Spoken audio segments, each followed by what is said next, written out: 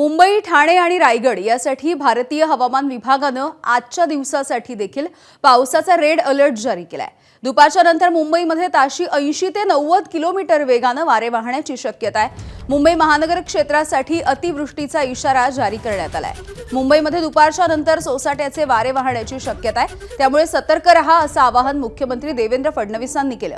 आज इथली स्थिती गंभीर आहे, नागरिकांनी शक्यतो सगळा प्रवास टाळा अशा सूचना देखील मुख्यमंत्री फडणवीसांनी दिलेल्या आहेत।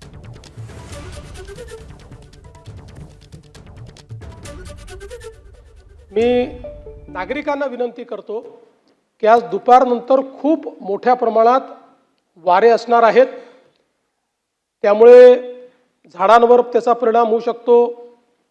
टीन वगैरे जिथे लागले असतात तिथे परिणाम होऊ शकतो।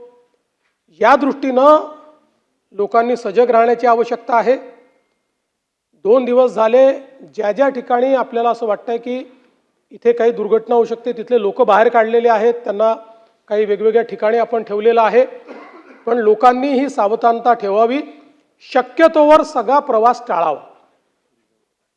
कोणीही आता या परिस्थितीमध्ये अत्यावश्यक असल्याशिवाय प्रवास करू नये।